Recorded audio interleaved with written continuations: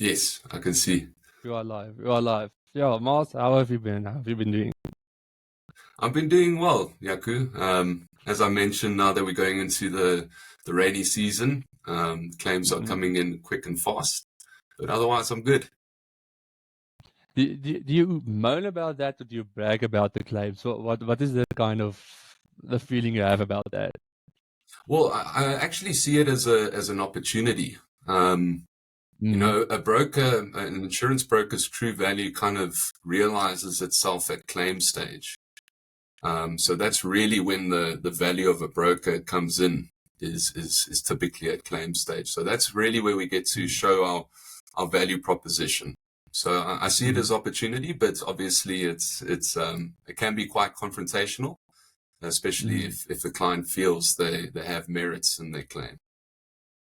Okay, so when you're talking about confrontational, it's obviously not uh, conflict. It's not all kind of words. It's just a discussion, a kind of disagreement between the two parties. Is that correct?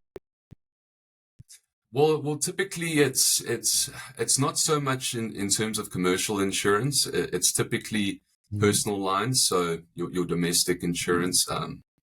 It's That's typically where you see insurance as a grudge purchase, where you're doing it through your domestic lines.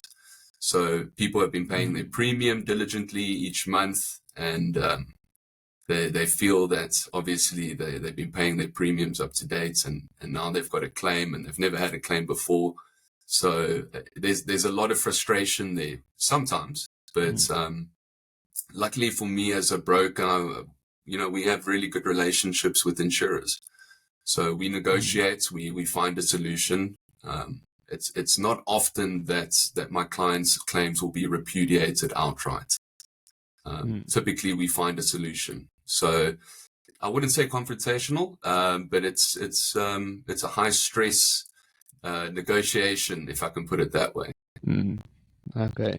And how important is that, I would say, the relationship, especially between you, the broker, being kind Mm. of almost the middleman man between the client and the insurance company? How important is that communication lines? Extremely. As you mentioned, a broker is a middleman. So there's Mm. two relationships you kind of have to look after there. Obviously, your client's interest is paramount, but there has to be a level of mutual reciprocity with the insurer itself. And I mean, if you're a broker who signs up high risk clients that are multi claimants that aren't using insurance for its reasons, that negotiation is not going to go well. Because obviously the insurer sees the client as a high risk. Mm. So you kind of have to look after both relationships. You kind of have to say, okay, well, this client doesn't have merits in their claim, but is there any way we can, they're not a multi-claimant. This is quite literally an unfortunate event. There's no risk mitigations that could have prevented it. Mm. So is there any way we can help this client? And that's really where our kind of approach is really good, because we do look after both parties. We do kind of we there's mutual reciprocity there. We're quite selective of who we bring on board on our Mm. books because we do want to get the best possible outcome for our clients. So, yeah, both relationships are really important. Okay. And then how do you establish that good relationships, especially now with, I don't want to go into the insurance industry now. I would like to go more on a personal level of you going to talk to the clients, you talking to the insurance agencies. How do you establish that kind of connection, that kind of, as you said, that mutual connection that you have? Well, it forms part of our approach. I'm the managing director of a very old family run and operated brokerage that was established in 1936. And if I can maybe go a little bit into the origin story there. So my great grandfather was born on a boat between Buenos Aires and Port Elizabeth He was an Irishman escaping the Troubles in the early 1900s. And he was refused port in Buenos Aires, but there are a lot of Irishmen and women running around in Argentina. Canelo Alvarez is a very good example of that, even though he's Mexican. But they arrived in Port Elizabeth, and my great grandfather was the kind of origin story there. Our kind of start in insurance. He was appointed as the chief agent for Pearl Assurance Company, which is now called Phoenix Life. And a chief agent has a real responsibility. So you were able to bind cover on behalf of the insurance company, which is a huge responsibility. But even more importantly, you collected premium on behalf of the insurance company. Now, this is in an age where it was all paper-based.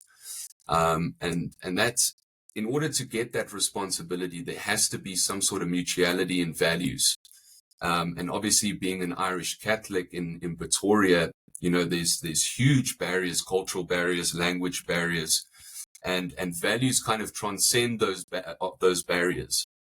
So values such as mutual reciprocity, trust, integrity, that's the foundation of any long-term relationship.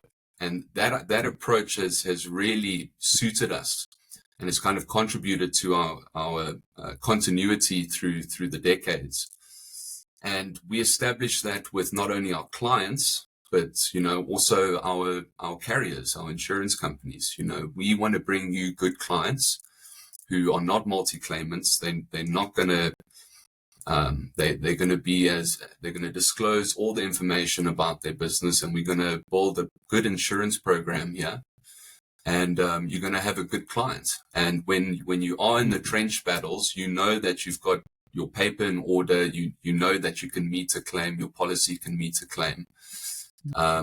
So that approach, we from assessors to normal business relationships to carriers to clients, that kind of common base has really suited us. So that approach has made us really competitive in the market. Okay, so you've now mentioned a lot of kind of values that you appreciate, that you use in your business. So from where did you think that values was established?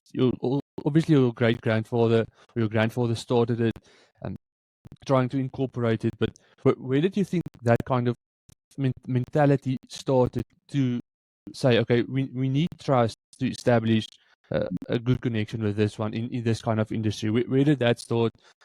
Is it a specific person that he gathered to work with him to use some of his products? Or how did that start? Well, it's a really good question. I wouldn't say our approach is unique. Establishing long-term relationships with any person is something that goes back through the ages. I mean, if you have a partner, a life partner, a husband or wife or whatever, there's a commonality in values. And that's the only way that you can establish long-term relationships. There needs to be an understanding there, a mutuality. So, for instance, you can probably tell by my accent that I'm an English South African and you're an Afrikaans South African. There's cultural barriers there. There's language barriers there. But for some reason, there's something that draws us together. And there's an understanding between us. There's a respect there in terms of a common share of values. So, integrity, trust, mutual reciprocity. We both mutually gaining from this relationship. And this is something that goes back in history. I mean, if you've ever watched The Gladiator, Russell Crowe, the Ridley Scott movie, have you ever thought, well, how is it possible that these ancient civilizations were able to establish quite sophisticated financial systems across many, many miles away? How was it possible to do that where there was no kind of technological layer or accountability layer there? And the client relationship, I would encourage anyone who's watching, and even yourself, Yaku, to read Mary Beard. She's kind of the foremost scholar in ancient Roman history. The client relationship, the basis of a client relationship goes back since the dawn of civilization, since commercial activity. And that idea of collaboration based on a common set of values is something that goes far further back than the establishment of our family brokerage. So we've kind of adopted that because it works. And you're doing it for the right reasons, and that makes it even better. You're trying to establish this long-term relationship with someone where there's a lot of friction. I mean, I'm dealing with a grudge purchase, a grudge product. And you want to know you're paying towards something that might not happen and might happen in the future. You never know. So that aspect, those common set of values, is something to lean on. It takes a little bit of risk. You might get burnt, but if you're getting burnt, at least you're getting burnt for the right reasons. So I can't say it's unique to us, because we wouldn't be able to establish relationships if it was just unique to us. So all we know is that it works. My family came from Ireland, and they came to South Africa, which was a great mix of culture and races and ethnic groups. But for some reason, the things that bind us together is a common set of values. And that works for us, and you're doing it for the right reasons as well. Okay. And you've mentioned now the business relationship and business transactions, how important it is to have good relationships to establish good business transactions. And the previous time that we've talked to each other, we talked especially about the mutual agreement between let's take the example, the insurance, where I pay you something and that I have to gain something from it, or you have to gain something from it. It's not all, if you gain, I have to lose, and you have to lose, I have to gain. That kind of vice versa effect where somebody wants to Zero-sum game. on top. Exactly. How important is it to, I'm going to say, switch your mindset to not going to that mode, not trying to I would say, to, in Afrikaans we call it to boor someone, to burn someone else. How important is that, especially in your industry? Well, it's a commonly held misconception about business or about capitalism, that it's a zero-sum game. If someone gains, someone else has to lose. I would contend we wouldn't have reached this far in history or reached this far into the future if that were the case. And I mean, rudimentary statistics bear that out. I mean, 200 years ago, 80% of the world population lived underneath the poverty line. And that's been completely reversed. I mean, if you and I had to be transported 200 years ago, you and I would be peasants. We would be living underneath the poverty line. But look around you, look at the access to goods and services that you do have. We wouldn't have reached this far if that were the main base of a zero-sum game. So, for instance, when I was a couple of years ago, when I just graduated from university, it was kind of a view that I held, kind of like a Gordon Gekko view of the world, chasing status, chasing material wealth, and the like. And when I first joined, like most BCom students, I studied BCom. Like most BCom students, I went into the corporate sphere. I joined a multinational asset management company, and I kind of faced or confronted that view, that zero-sum game view. And when we went through the interview process, there was 4 of us that made it into the final stage of that interview process. And I was quite fortunate enough to come out of university without student debt. And that's not the case for the majority of students. But I was very fortunate enough not to have that burden. But the 3 other graduates did. And what I realized is that having that burden can really twist your worldview without blame being laid at their feet. But I remember the regional manager for that multi-asset management firm down in Cape Town. He was an older gentleman. He was about in his 50s, who had been with the firm for about 20 years. And the first thing he said to us as he walked into the room was how much money he made off of his clients. Not how much money he made for his clients or how much money he saved his clients, how much money he made off of his clients. Now, if you're a young professional trying to earn his bones in the corporate sphere, you're building your business ethics and you're building your base as to build relationships. That's a huge red flag, because that doesn't foster long-term relationships. That fosters short-term gain. How much can I extract out of this relationship? And obviously someone has to burn. Now, that is not a sustainable model in terms of building legacy or building something that's greater than yourself. Now, I wasn't born with this view. I learned it and I got burnt during the process. And when I first wanted to be an entrepreneur, I tried to build my own business. I realized that who you pick and who you bring into your orbit is really crucial. You have to have a sharing of values there, because I can promise you that if you have that idea of the world, a zero-sum game idea of the world, and you're stuck in the trenches and you're looking to your left and right to see who's going to back you and who's going to fight with you, those people are not going to be anywhere close to you. It's the people that you've built relationships with based on a common set of values that are going to be there for you. And I remember quite distinctly when I just joined the family business, the thing that kind of drew me to it, because I didn't want to go into insurance. I kind of wanted to stake my own travels in life. My grandfather took me to go meet one of our oldest clients. He was a farmer out in Limpopo. And the first thing that this gentleman said to me was, you know that I shook your great-grandfather's hand when I was a lightie.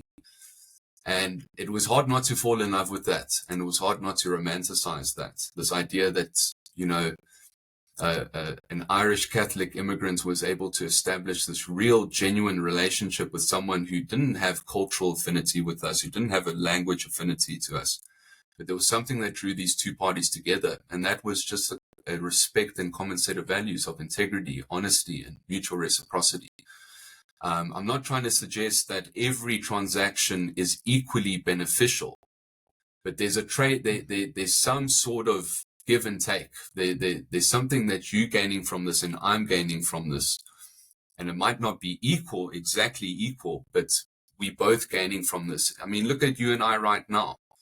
You are gaining an insight into my life and an insight to the way that I run my business, and I'm bouncing off of you, and we both gaining from this transaction, if I can put it that way, without any monetary value assigned to it.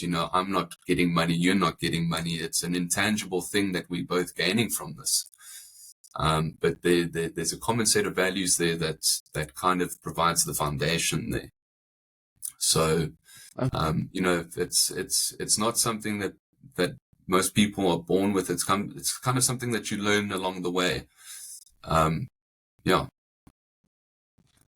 Okay, that was a good and thorough question. And from this one, I want to build up. You said you were kind of an entrepreneur, tried to start a business, and with that, you said you have to have the correct people in your circle. You have to have the right people with you on the journey. How do you choose that people? How are you going to know that when things are falling apart, that is the guy that's going to back you, as a guy that's going to hold the umbrella for you, is going to take the walk with you? How are you going to establish that guy or that people? How would you do that? Well, that's the beautiful mystery of life. You never know. I think one of the things that I was very lucky to learn quite early in my life, in my varsity days or my high school days, was seeking out mentors. There's a maxim within Aristotle's philosophy, is acknowledging that you don't know anything, which is kind of reducing your hubris.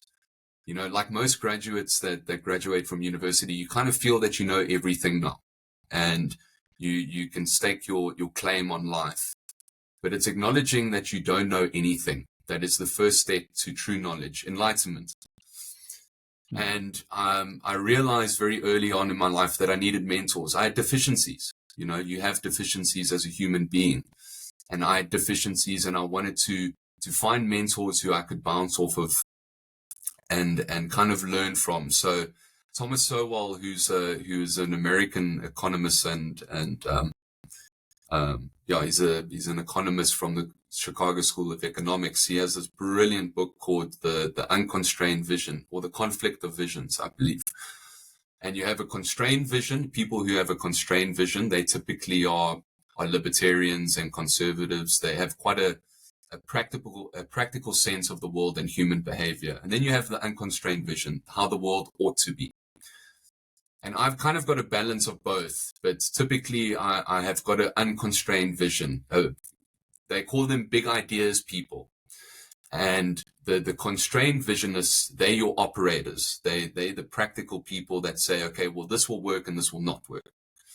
And I've been very fortunate that I've been able to stake out people in my life who kind of temper that excess of mine, who I can bounce the ideas off of, because I'm, particularly in my leadership style, I'm quite emotional. So, I typically let emotions kind of run away with my decisions. I kind of place value on the emotional aspect of things rather than the practical aspects. And I've got mentors in my life that I bounce kind of ideas and problems off of it. Am I looking at this thing the right way? So now to go back to your original question, how do you know which people to bring into your life? You don't know. You will only know once you get into the trench battles, if those people will be there by your side. And as you mature in life, you become more accustomed or acute to identifying what people you shouldn't. You'll never know if those people are going to be there for you when the shit really hits the fan. But you can kind of guesstimate that there will be, based on a common set of values, on what do they value? Do they value family? Do they value status? What are their motivational values? What drives them to make the decisions that they do? And you can kind of pick up on it by asking a couple of probing questions. What is your 5-year vision? What do you want to do in the next 10 years? What is your goal here? Mm. And you can kind of pick it up from a couple of questions that you ask people, or just by observing them facing problems. And I've been very fortunate enough that the people that are very close to me, besides my family, my best friend, I've been friends with him for over 25 years. And, we've been through thick and thin together, family problems, life problems. We've really stuck to each other through the trench battles. So I wouldn't use my case as a user case, if I can put it that way. I've been very fortunate early on in my life that I've learned that very quickly. And, I learn looking at my grandfather, looking at my father, looking at other people within the professional corporate sphere, how they've been burnt. But before you can do that, you kind of need to put your hubris and your arrogance at the door, that you don't know anything. Start from that point. I know that I know nothing. And kind of say, let me be a fly on the wall here. Let me learn. And but even if you had a kind of crystal ball and you could kind of look into people's minds and kind of people's souls, it will kind of remove the mystery of life, I think. And, that's exciting. You kind of want to, it would be boring. I mean, I don't want to be friends with someone who's exactly like me. Yes, that would be a boring conversation. It's a very good question, Yaku. But I'm still learning. I don't know anything, and I will be burnt, through my life. But that's I can't remember who says it, but in order to attain freedom, you need to have responsibility. In order to have responsibility, you need to have discipline. And, you're not born with that. You kind of have to hit rock bottom before you can kind of realize that. Some people are born like that. Maybe they do have discipline that's ingrained into their DNA. But, I would rather keep the mystery, I think. Okay. And you've said that when you finish varsity at high school, everybody wants to do that. Everybody wants this kind of material success, money, status, fame, that kind of thing. That's a question I've asked a lot on my show, on the podcast, is what would you say defines success for you in your personal capacity? Not want to go away from the whole business aspect. In your personal capacity, what would that mean? Would that mean having a lot of friends? What is it Mm. for you? Legacy. You know, a lot of people will only plant the tree in which they will enjoy the shade of. Short-term benefit. And I don't find that attractive. You know, there's a very, can I answer it with a story? So there's a beautiful story. Tell me. Do you know the state in America called Cincinnati? I think it's a state. I've heard of it. I've heard of Cincinnati. That state is named after a Roman senator called Senatus. And Senatus's story is about civic virtue. But let me tell you the story. So I'm gonna absolutely butcher the story, but you'll get it. So Senatus was an early Republican senator during the adolescence of Republican Rome. They were first a kingdom. They were run by despotic tyrant kings in its early formation of the Roman Republic. And just as they kind of removed the shackles of tyrant kings and kind of entered this phase, this beautiful phase of Republican Rome, Senatus was an old senator, an old war general who kind of retired to the countryside. He kind of embodied the stoic values of what it was to be a Roman citizen, you know, a farmer, kind of like a warrior gardener is kind of how it's put.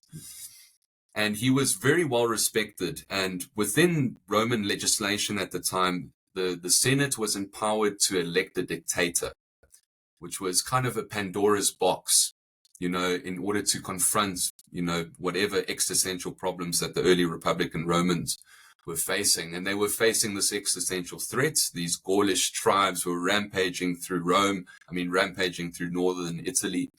And they'd been defeated a couple of times on the field. And everyone turned to Senatus. And they said, we want to elect you as dictator to confront this problem. And he first refused it twice. He said no. And eventually he kind of said, okay, fine, I'll do it. And he defeated the Gaulish tribes on the field, and he was celebrated. Now he had every ethical, you could say, right to kind of maintain this power. If it went to a vote, he would have been voted in as king. And he confronted a huge temptation, and he said no. He went back to his farm and he adopted the simple life again. And as a result of that, his legacy was defined. We still talk about him. There's a state in America that's named after Senatus. Now, I would contend that if he took that power, if he succumbed to that temptation, he would have been forgotten through history. Now, that's a beautiful story for me, because this is a person who, despite every ethical and moral right to attain this ultimate power, you know, he would have been freely elected. And, you know, people would have elected him in a democratic vote to attain the supernatural power. And he said no. And as a consequence, his legacy was established. And it's kind of echoed through history. And I find that story beautiful, because that is a person who confronted the ultimate temptation, ultimate power. And he said no to it.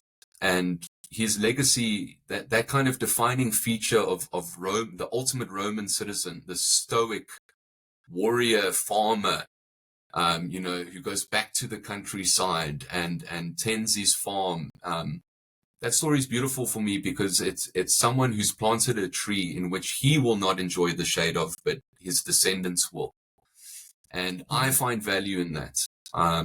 You know, I recognize that my role as a managing director, I don't see myself as a boss or a managing director. I see myself as a custodian of something that's far larger and far more beautiful than you know, my role or my title. You know, I'm standing on the shoulders of giants, and hopefully my descendants will stand on my shoulders. And I can build something, and I can leave the firm in a better position than it was when I took over.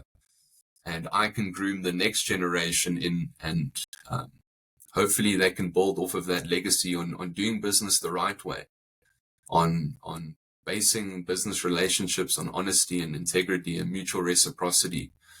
And you build something that is far bigger and far more important than yourself. And, you know, you still will attain the fame of legacy. You know, if that's what you're really driven by, which is fame, you can still attain that, but you won't live to see it.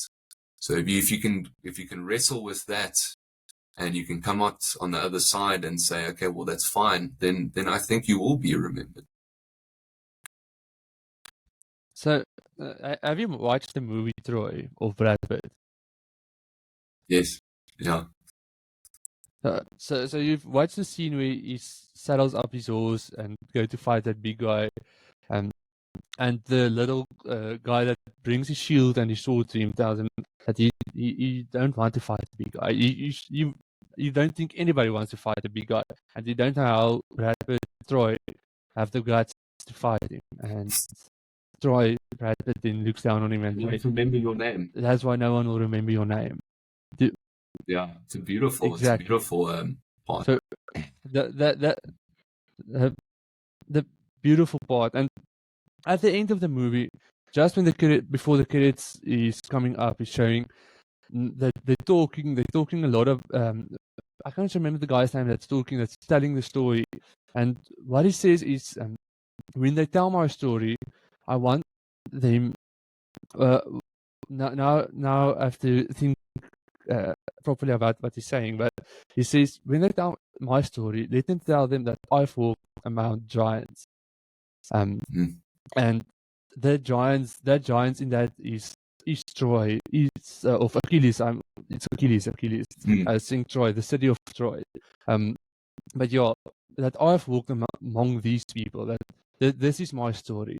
And do you think that kind of, I would say, link up with what you're telling me now? That kind of thing, like if they tell my story, tell the story of all the people I've influenced, all the people that have influenced me. Yeah. That kind of, I would say, that connection, that binding, that thing that everybody puts together, everybody comes together, and we build the legacy, we build the story of Troy, the story of Achilles. Then, would you agree with me if I say that? Certainly, the way that you've put it, I agree with it. Obviously Achilles was driven by personal fame, and I wouldn't say he was driven by collaboration or any sort of communitarian sense. But that idea, I think the person who says that is I forgot his name, man. He's yes, it'll come to me now. It's in the Iliad. He's the guy that comes up with the idea of the Trojan horse. Exactly. Yeah. It'll come to me. But I cannot remember. But yeah, unfortunately. But yeah, so that's the idea of legacy. Obviously, really compels me. I like collaboration. I like the communitarian sense. So that's initially what I established at my first endeavor that failed miserably. I tried to establish a company, a digital agency. When I was in Cape Town, there was a lot of freelancers. And what I noticed is that a lot of the within the digital space, graphic designers, SEO specialists, social media managers. And what I noticed is that a lot of them, their target market was typically small to medium business enterprises. And what I noticed is that they usually only took a chunk of the business. So they said, okay, I'll only handle your social media, but I've got another person doing graphic design and whatever. So what I tried to create it was called a CollabCo, the Collaboration Commons, which is a tautology.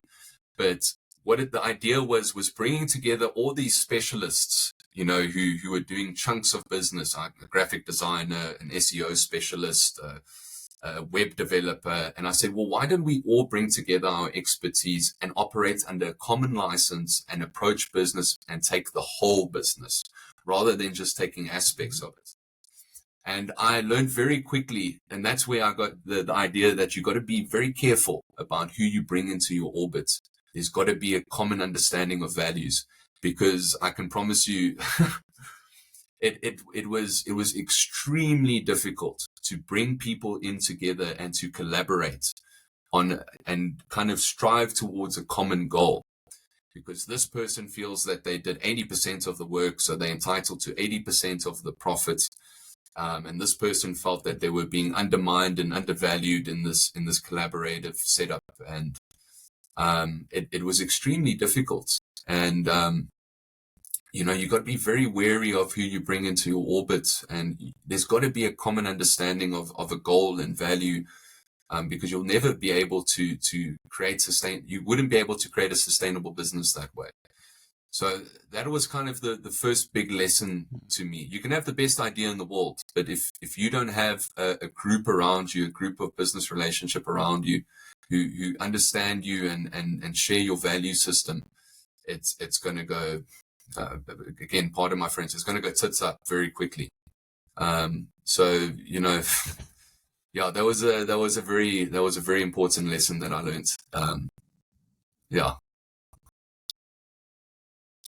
Okay, and then going back to the history, how do you know so much about the history? Where did you learn that? Do you just have a lot of people say that they crave a part of something, using the literal sense for eating or something. But did you have kind of something that drawn you towards history previous, or why do you like history so much? And how do you know so much of it? I read a lot of history books. It's a passion of mine since very young. I enjoy history because it tells an aspect of humanity, and it tells something about us. There's a very good phrase that says that people that don't like history don't like their own history. And I think confronting the past says a lot about your own humanity. So, you know, listening to stories, I mean, how is it possible that we're talking about Civitas 2,000 years later, but and yet we find something relevant and value in the story, but it happened over 2,000 years ago in a place completely different to our own. I mean, it happened in Italy, in archaic Italy, but yet there's a story that kind of binds these 2 points in history together. I find that fascinating. And I mean, that's a kind of story that's told all over the world. It's not only within Western history. You can find exactly the same stories in Ming Japan, or in the Indus Valley, or in Mesopotamia, or in South America. It's something that kind of binds us all together. And you've mentioned the Stoic approach also earlier, especially when you mentioned the movie Gladiator. What do you think about that kind of Marcus Aurelius? Have you read that book of him, that Meditations book? Meditations, yeah, brilliant. Yes. Okay, so did you try to incorporate that kind of, I would say, Stoic wisdom in your daily life as well? Well, aspects of it. Certainly aspects of it. So the beautiful thing about Stoicism is finding value in the immaterial, not being driven by material means, and not placing a dependence on it. So there's certain aspects of different philosophies that I'm trying to incorporate in my life. Whether it be Marcus Aurelius, whether it be Heidegger, whether it be Bentham, whether it be the John Stuart Mills of the world, libertarianism, John Rawls. You don't want to be an ideologue. You don't want to be a fanboy, for lack of a better word, because then you kind of lose the value of the philosophy itself. You like it because you like the person. You don't like it for the logic or the soundness of the arguments of it. So I'm trying to incorporate as many different ideas as possible. So, obviously Marcus Aurelius Meditations is beautiful, but the reason why it's beautiful is because it's something that we can incorporate in our contemporary lives. Stoic philosophy is beautiful in the sense that, because now even more, being a very consumerist consumption economy that we live in, we kind of are driven by material means. And I think it's more relevant now than ever to be happy within the simple life. Not striving for material means or status, striving for something that's a little bit more bigger than yourself, the immaterial rather. It's a very good question. yeah, I try and be conscious of trying to incorporate as much as possible, whatever I see value in. So, for instance, I said, Mm. the maxim, the Aristotle maxim, I know that I know nothing, which is this first step in towards enlightenment. Enlightenment means true knowledge, is acknowledging what you don't know, knowing that you know nothing. I don't know anything. I don't know anything for sure. And that kind of leaving that hubris at the door and kind of being open-minded is a very good step, first step in that. But yeah, it's a good question, Yaku. Okay, so first of all, you've mentioned a lot of names now, and a lot of names that I cannot even remember to bring up now again. But uh, in the philosophy, in the kind of philosophical sense, would you say that in your personal life, you've thought about all of these things, and you said you only use that add value? How would you determine that this guy's approach and this guy's approach will not add value to my life? I do not agree with this part of what he says, but I do agree with this kind of thing. How did you establish that kind of balance? Sure. By making mistakes. Um, making mistakes. So, for instance, I believe in the individual, the most persecuted minority in history, which is the persecution of the individual. But that doesn't mean I'm not adverse to collectivism or collectivist ideas. So, for instance, Karl Marx talks about the disillusionment of workers not being intimate with the product that they make. I think that's a very good point. I think that's shown within corporate spheres as well. People don't see themselves as adding value within these big corporate machines because they're not there at the end result. They're kind of cogs within the machine. But that doesn't mean I'm a supporter of Karl Marx. I can acknowledge a good idea when I see it. And you kind of have to learn. I mean, it's quite intrinsic to yourself. You know, what do you find of value? You know, for instance, family for me is, you know, I want to be a dad. You know, I want to have kids. I want to have a long, fruitful partnership with my wife. You know, we want to develop as people. And if you value that, you need to have a common set. I'm going to come back to values again. You kind of need to have a common set of values that undergirth that, you know. So despite the fact that my wife is from Holland, she's a Dutch national. I can't speak Afrikaans to save my life, and yet I can't speak Dutch. She grew up in a completely different place, but for some reason, her and I see eye to eye on almost anything that incorporates the future. You know, we both want to be a tight-knit family. We both want to have kids. We both kind of grew up in the same family environment. You know, my parents got married very young. Her parents got married very young. They had a lot of kids. My parents had 3 kids. And we find value in that. Yeah, you kind of have to tussle with the world a little bit. You kind of have to be burnt a little bit to kind of find what you like and what you dislike, what you find of value and what you find of non-value, you know. I think I mentioned to you the last time, you know, I'd studied politics, philosophy and economics first. So I do have a little bit of a head start on you in terms of philosophers, because I did study that for 3 years. Yeah.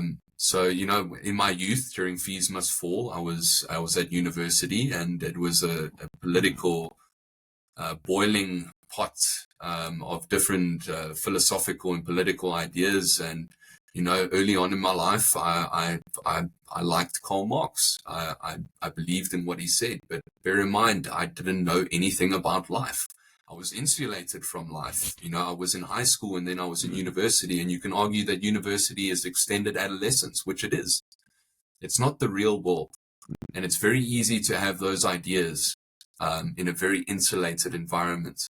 It's only when I got out, when I visited, when I was a volunteer in Cambodia, or, you know, when I went on exchange tour to different countries, or when I faced the complexity of life head on, that I realized, oh shit, I actually don't know anything about life.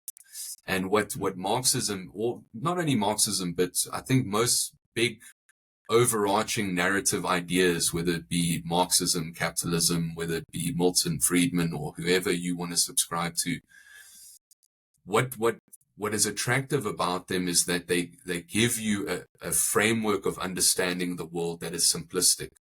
And because life is so complex, having a very simplistic framework of understanding the world is very settling. You know, it's easy, particularly if it's an ideology or philosophy that places you on the moral high ground. You know, I've always said the beautiful thing about Marxism is it gives you a never-ending vocabulary of revolutionary speaking, where you are constantly on the moral high ground. Now, for a young person, particularly in South Africa, where there's huge amounts of, you know, inequality, racial inequality, you know, you don't have to confront your own demons in that. And I think that's what I found attractive about that. But, you know, I had to learn a few more things in life before I realized that subscribing to this particular ideology was not going to get me far in life. And I think not subscribe, like I mentioned before, if you subscribe to an ideology because you like the person who's espousing it, you're doing it completely for the wrong reason. So what I try and do is I try and take a little bit from everyone. So whether it be Christopher Hitchens, who used to be a militant atheist, I take a little bit from St. Augustine. I take a little bit from, you know, Marcus Aurelius. I try not be a subscriber, but it's quite difficult. Okay, so you've said you've made a lot of mistakes along the way. How do you get on top of the mistakes? How do you stand up again after you've hit rock bottom? You say, okay, I've made the mistake. This is what I have to learn from it. This is how I'm going to change it. How would you take those steps? How would you approach that? Well, a certain sense of humility is a good place to start, acknowledging that there is a mistake that has been made, because a lot of people won't pick up that a mistake has been made. So a little bit of humility first is always a good first step. And then finding it's probably the most scariest thing is going through an introspective exercise as to why it happened, because people will externalize problems. So they'll say, well, you know, this happened because of external factors. It wasn't really my responsibility to begin with. I think practicing a little bit of humility and taking responsibility first for it is a very good way. As I mentioned before, the flip side of freedom is responsibility. You can't have freedom without responsibility, and from that you need discipline. So you need to take, as particularly for men, I feel, you need to take maximal responsibility for your life, because a lot of people will be stuck in the prism of their own heads. They'll say that this problem is inescapable because they've externalized the problem. So they believe that the responsibility of getting out of that problem is in other people's hands. But if you just take the responsibility, you free yourself from that prison so quickly, and you realize, you know, oh shit, you know, I can dig myself out of this hole. But I mean, to get to that point, you need experience. I believe experience is the greatest teacher. And you need to have mentors to guide you through that process. So that's why I said I'm very thankful. I learned very early on in my life that I not only had access to mentors, but I realized adopting that approach of identifying mentors in your life that fill the deficiencies within your you know, within your logic, within your approach, within the way that you see the world is a very good thing. And practicing humility. I go back to the same maxim, leaving your hubris at the door and acknowledging that you don't know anything is the best step in life, in my opinion. So, but I believe first humility and then taking responsibility. It's such a simple equation. Okay. And then humility isn't always what you want. You don't want to take the kind of the back seat in your life, saying, okay, this is what I did wrong. This is what I don't know. As you've mentioned a lot of times now, know that you don't know anything. How do you change your mindset into doing that? Into saying, okay, I don't know anything. I want to learn. I've made a lot of mistakes. I don't want to make these mistakes anymore. I want to learn from them. How do you do that mindset? How do you change the whole mindset? How do you change that? That's the difficult part, isn't it? Because it's very easy. The easiest approach is just to say it's an external problem. It's out of my hands. Let me adopt a more victim mindset because it's easy. How do you flip that? It's difficult. It's for some people it's hitting rock bottom. For other people, it's acknowledging that this approach is not productive to the end goal. For other people, it's usually very traumatic events. When I say particularly for men, one of the events that happen to men is losing your father, where you realize that the responsibility of family, taking that responsibility means adopting a different mindset. So for people, it's different. For me, I think I was a bit lost. I wasn't extracting value from the approach that I was adopting at the time. It wasn't getting me to the end point, and I didn't realize why. And I listened to people far smarter than myself, and I listened to their life experience, and they mentioned what helped them, and I tried it, and I tried some other things, and like I said, I extracted little bits from everyone. It's difficult. I'm still learning. I mean, no one masters it. I probably still will make the same mistakes that I've made before in my life, but I'll be a little bit better armed in solving it or getting myself out of it. But yeah, it's the beauty of life, I guess, is that you'll never be 100% ever. So yeah, it's a good question that you asked, Yaku. Kind of imperfectly perfect. Yeah, exactly. Yeah. Okay. And in your professional career, in the business, in the company that you are in now, you've talked a lot about solving problems, solving difficulties. How do you approach different people having different, I would say, answers to the same problem? How would you say that I'm going to go with this one, I'm going to go with this one? How do you approach that? And how would you say you kind of evaluate it to say this is going to be the best one? Within business. Within business. Yeah. So within insurance, it's a little bit easier because you kind of got guardrails as you regulate it. So you are regulated into doing the right thing, if I can put it that way. You kind of been given a pathway.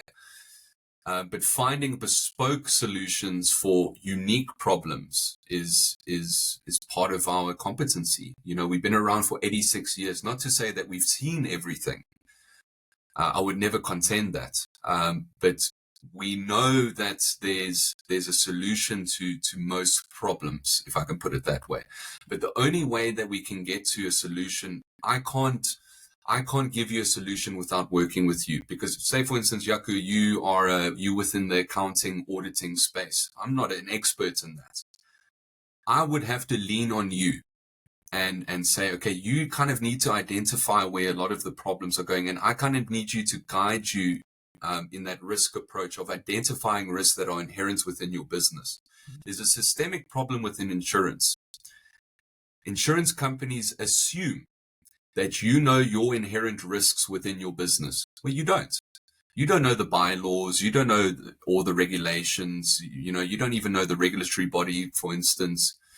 So there's an inherent assumption within a systemic problem, I believe, that insurance companies think that you know the inherent risks within your business, but you don't. Well, most of the time you don't.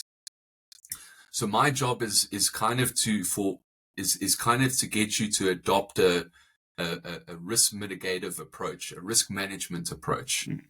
And that only works if you and I see eye to eye. So you kind of need to trust me, and I kind of need to trust you. And I need to make sure that you disclose all the facts within your business, no matter how uncomfortable they might be.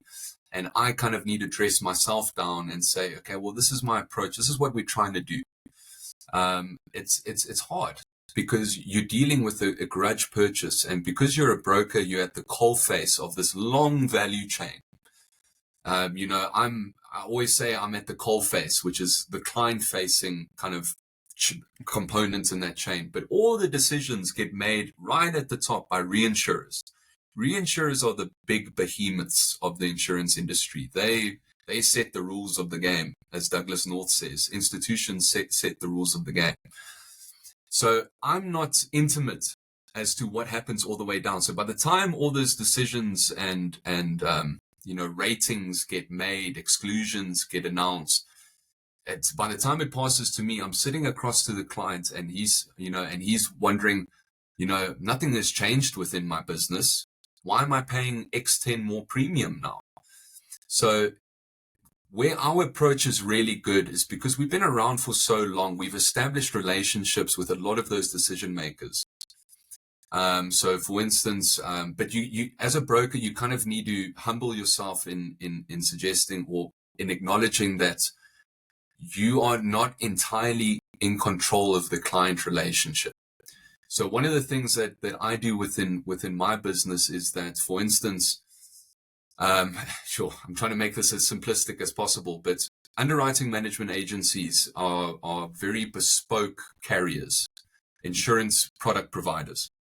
So they're usually specialists within a given field. So marine and cargo, high hazardous transportation of goods, specie, for instance. And we've been able to establish relationships with a lot of those specialists. So one of the things that I do is that I actually accompany them when they go see the reinsurers, because think of it, UMAs have got insurance policies, for instance. It's not policy, it's called treaties. And it sets the rates, it sets the commissions, whatever. And I go with them to Zurich, to Germany, to go see Munich Re, Zurich Re, Africa Re.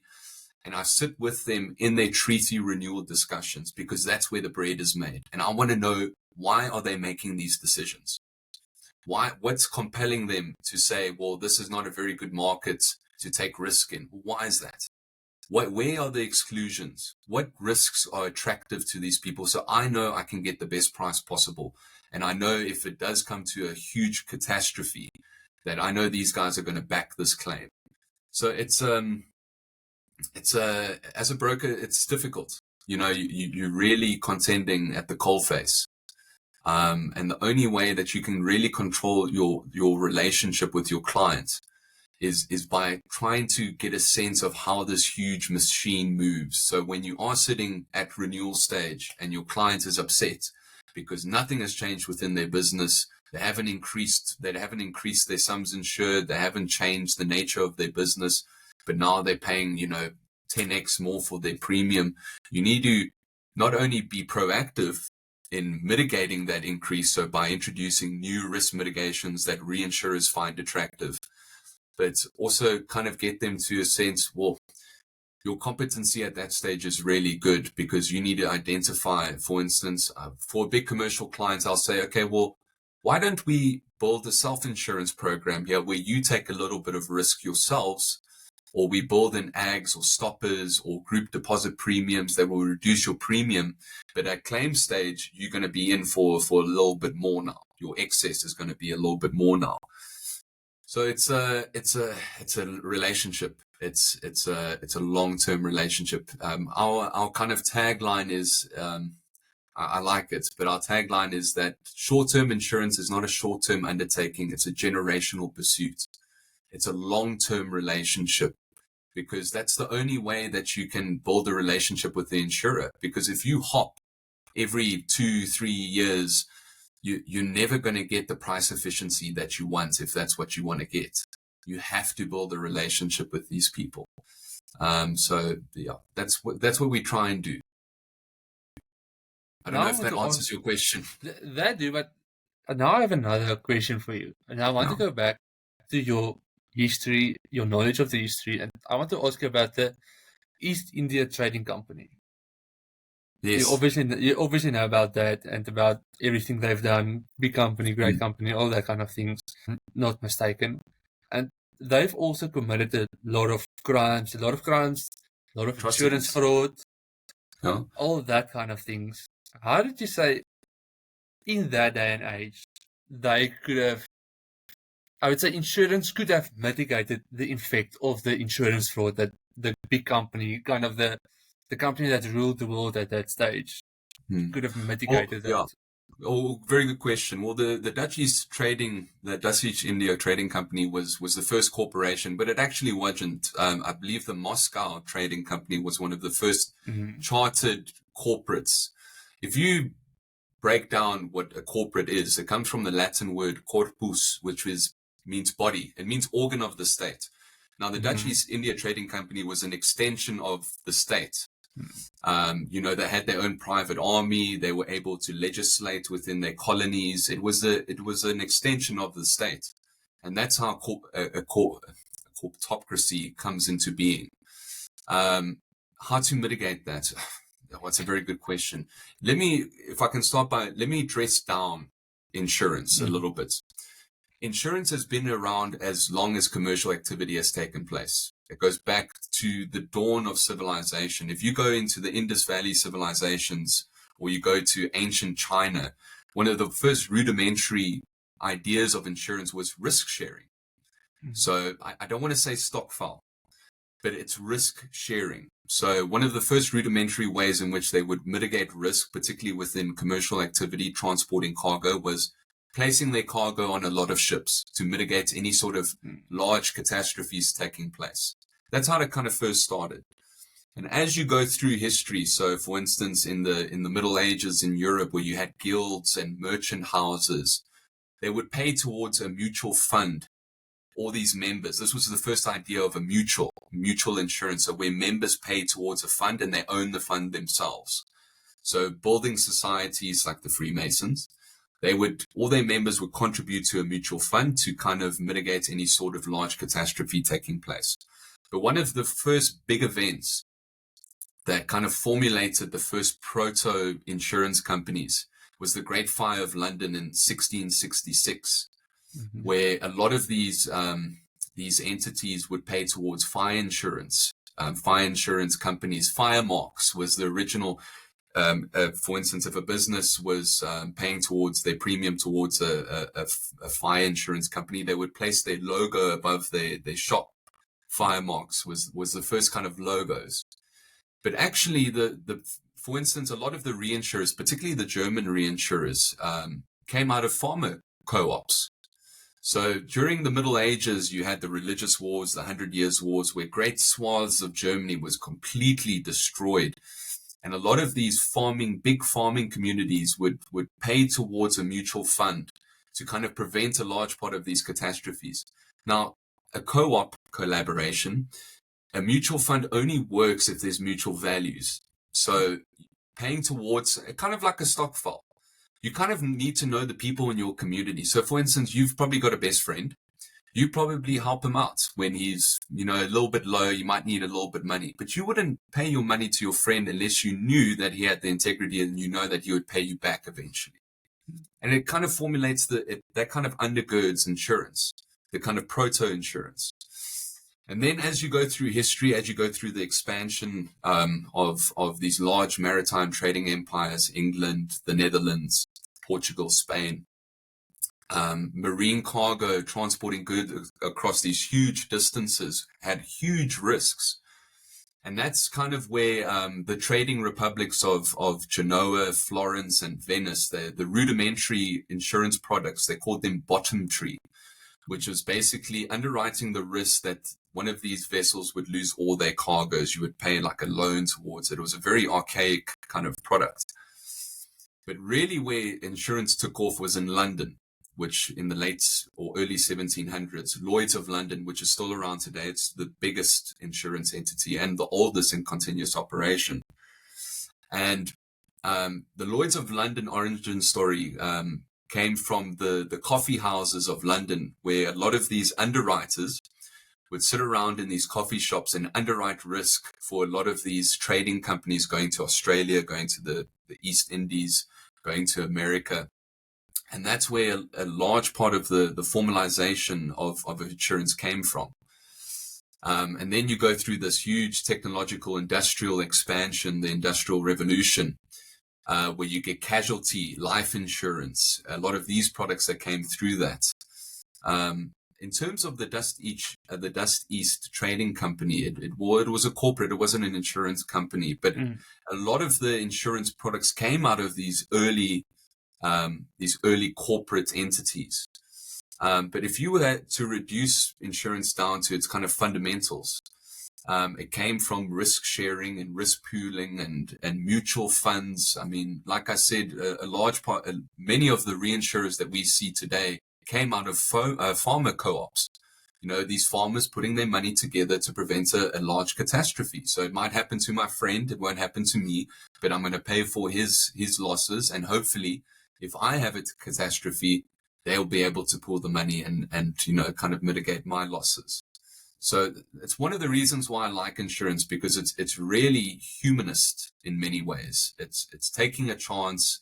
It's paying towards a fund, a mutual fund, where there's a mutuality of values and mutual reciprocity, and you collaborating and facing a natural or human-made catastrophe.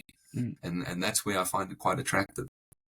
And especially now with the risk management, managing the risk, mitigating the risk, how would you say entities, let's go away from the entities. Let's talk about the individual. A normal individual, he's got a house, he's maybe got a farm, he's got a few cars, kids, maybe have a car, that kind of things. How should he try to manage his risk, to mitigate his risk, put in insurance, put in security systems?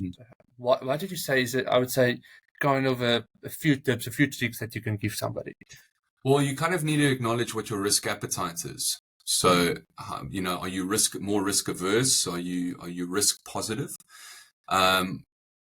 You can kind of, so for instance, for you, Yaku, I don't know if you insure anything, but you already, whether unconsciously or consciously, are self-insuring. There's probably a couple of pretty valuable items that you're not insuring, because you've taken the conscious step that you are going to be very risk proactive on this item. So you'll put it away in a safe. You'll make sure not to put your phone out on a table. South Africans are quite risk averse already, because of the nature of the environment that we live in. So for individuals, so for instance, I'm an insurance practitioner. I insure the stuff that I know is going to burn me. So my house, my car, but I've also introduced a self-insurance layer for the things that I know I'm very good at putting in risk mitigations. So for instance, I've got a lot of military, quite valuable old medals that I've collected. Now, I'm not taking that out of the property. It's staying in my property. It's locked under lock and key. The chances of me losing those items are very, very small, because the actions I take with them are very, it's not risky, and also no one's going to break into a house and go, oh, medals, I'm going to sell this and, at Cash Crusaders and I'll get the best price. No, they'll go for the things that they can sell very quickly. But it is valuable to you. The medals is very valuable to you. Yes, personally, very valuable for me. Exactly. You have a kind of a mental kind of value to them, an emotional value to them. Yeah, exactly. Okay. So yes. you kind of you need to kind of acknowledge what your risk appetite is and how you put in the risk mitigations. So I mean, do you go out drinking and drive your car and then leave your car in the car park at the local bar? I would say that you're not very risk averse. Do you take chances like that? You can get away from paying large premiums, particularly within your personal insurance. Commercial insurance is different. Personal insurance is a little bit different to commercial in terms of the approach and how people view it. People view personal insurance as a grudge purchase, typically. And I would say about 90% of the cases where people have problems, look, I'm not trying to contend that there's not bad actors in insurance. There's bad actors in many industries. But of the cases that I've seen where people have been super pissed off about their personal insurance, 90% of it has gone down to, well, they actually haven't read the basis of the insurance contract. You need to look after your items as if you did not have insurance. And that's a good client. So you kind of have to, you can't, insurance will pay for it. So, I don't need to look after this item. The insurance company is going to say, well, the basis of the insurance contract is that you have to be, make sure that you look after your items if you don't have insurance. So leaving your car at a bar after you've been drinking is not a very good way of looking after your items, particularly if you're driving a Hilux D-Max or Ranger. So yeah, it's different. It's different within personal insurance. Commercial insurance, typically business owners are very risk averse. They kind of understand the risks inherent in their business. But personal insurance is a little bit different. Okay. You have to wait a moment now, because between the personal kind of insurance, the individual, and the entities, the entities obviously, I don't want to like generalize, but they have they do have more assets, they do have more Yes. risks, but they also have more money to pay towards the premiums. True. Where individuals have less assets, obviously less risk, less money to pay towards it. Do you think in the insurance industry, the balance is correct for the premiums that the people pay, especially for smaller people, less assets pay less, and bigger people pay more? Very good question. Yaku, that's a very good question. For large parts, particularly for lower LSM markets, financial services and financial products are always out of reach. I do believe, how can I put it? There's a lot of regulatory interventions that increase the price of insurance. So for instance, Sasria. There's nothing I can do about Sasria as a broker. That's your state insurance company that is mandated. So that covers you against riot, picket, strike, lockout. I've got no sway over changing that. So for instance, during the July riots, where everyone thought that insurance companies were going to be on the hook, no, the taxpayer, not the taxpayer, but everyone who has insurance pays towards Sasria. And those rates went up after the July riots.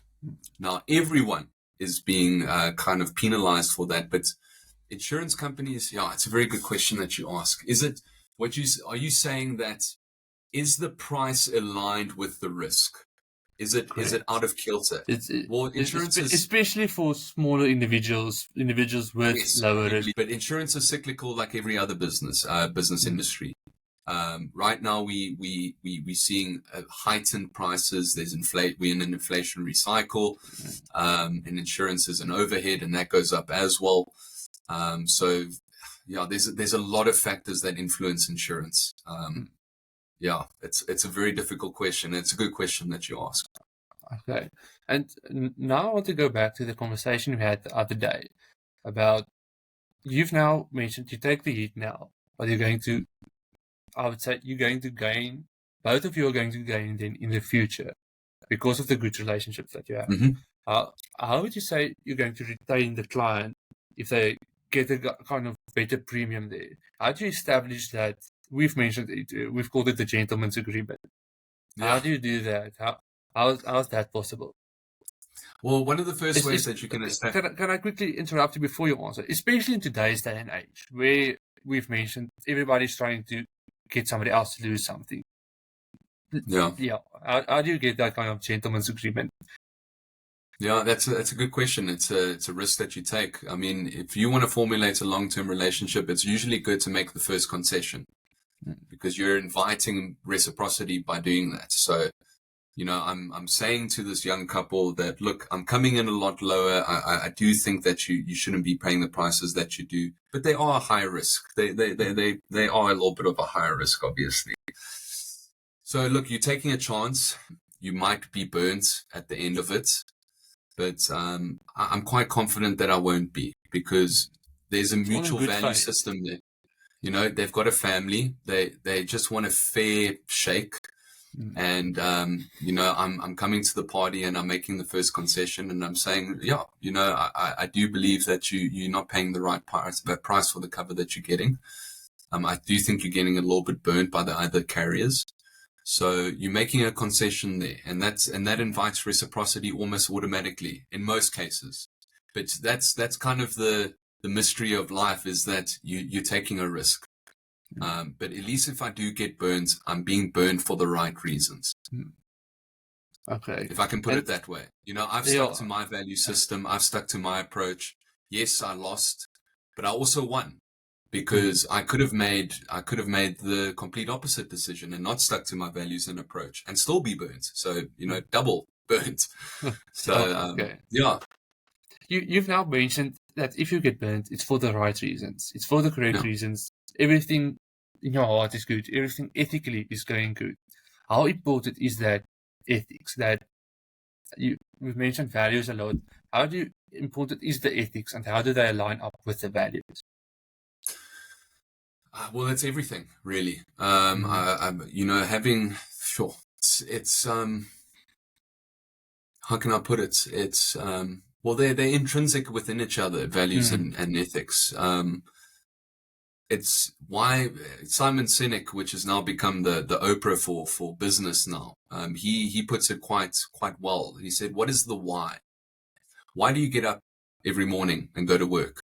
Is it really for a paycheck? Why do you do the things that you do?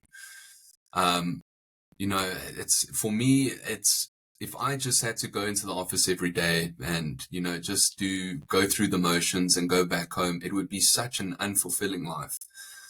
And,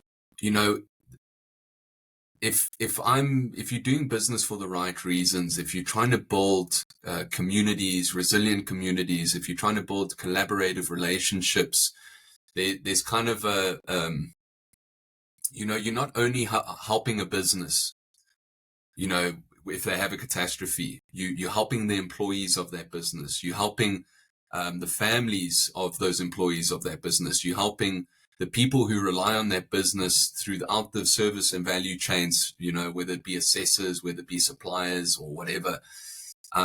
It's without, I don't know how to put it. It's everything. It's everything.